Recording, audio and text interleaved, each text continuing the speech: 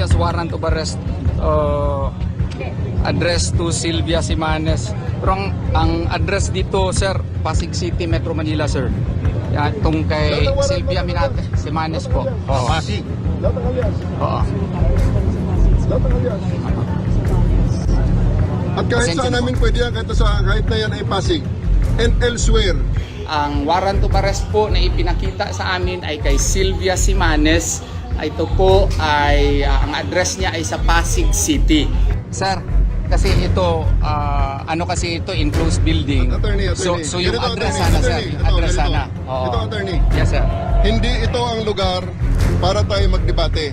Yes, sir. Kung may Yes, sir. reklamo ka, maghain ka na lang ng reklamo. Pero ngayon, ipaalam ko papasok na- kami sa ayon sa gusto mo. Okay? Sa amin pong palagay under the rules, no, Rule 113 of the Rules of Court, a warrant of arrest addressed in Pasig City is not a license to conduct an unbridled search into the property owned by a different entity.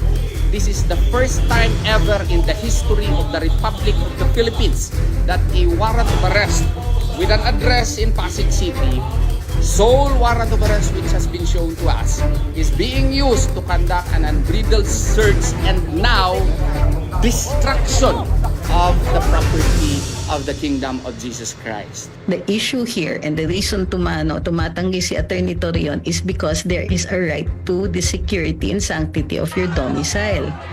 Hindi po ganong kadali. And so therefore, kumbaga, you're violating the privacy of persons. So the court will have to weigh ano yung mas matimbang dyan.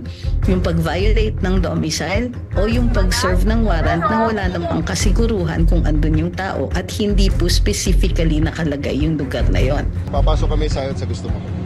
So ang plano mo talaga magpasok, Yes. whether we like it or not, Yes. even if ipagkita namin tong certificate. Magreklamo ka na lang, attorney, kung ito ay isang illegal na operasyon.